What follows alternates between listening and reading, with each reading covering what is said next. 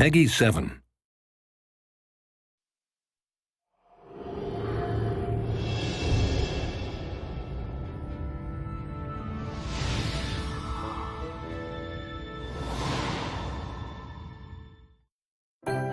Animation is one of the most important things I think we have to capture as a Disney studio and as a Disney game.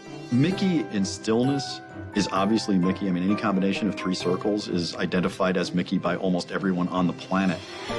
But Mickey in motion is what makes Mickey. The way Mickey moves is critical.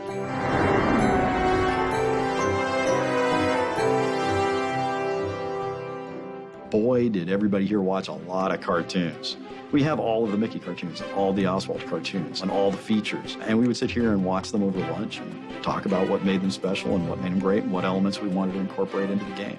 Looking back through the archives, seeing how those characters were animated in their original roles, and bringing that to Disney Epic Mickey. We consulted with Feature Animation, we consulted with Pixar. In making a game about Mickey Mouse, of course, the animation quality in our title had to match feature movies. That was the kind of fidelity we were trying to achieve. I wanted Smee moving the way Smee moves. I wanted Horace Horsecollar moving the way Horace moves and Clarabelle moving the way she moves. I'm telling you, the animators nailed it.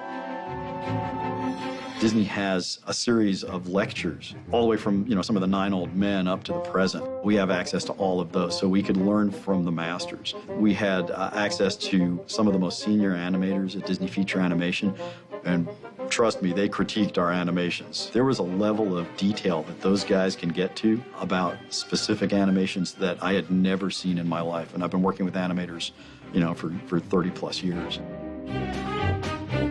The animators, early in the project, recreated moments from real Mickey cartoons. Each one of us took a scene and reproduced it in 3D from what we saw in 2D, trying to figure out what was the appeal that drew us to Mickey in the first place. We did extensive research just to make sure that the animators had the spot-on feel of not only the personality of those characters, but also what the Disney animators had brought to those characters to begin with. Why did they rotate his ears this way? Why did they turn his head and cock his head this way? How do we take that and then find a balance that would work well in 3D? We actually composited our Mickey into real Mickey cartoons, and people couldn't tell. That's when I knew we had nailed it. And it wasn't that we were literally going to imitate specific animations, but once the animators could imitate them, I knew they'd embodied the character. And for an animator, that's critical.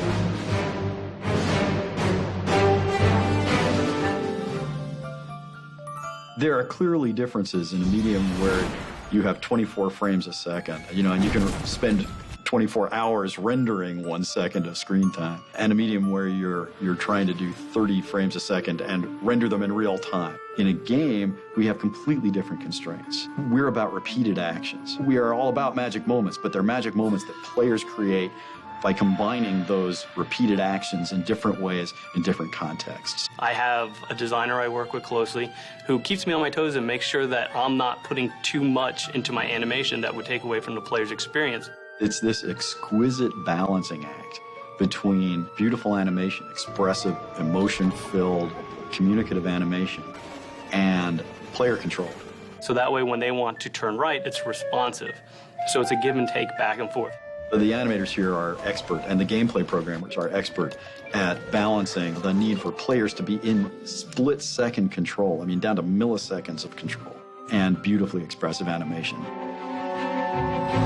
When we go back and we talk about remembering these characters, we wanted them to be remembered in the light that they were originally introduced. The animators on this team did a great job in bringing that to the game and to the player. I look at the game and I just think we've captured the essence of Disney animation in a game.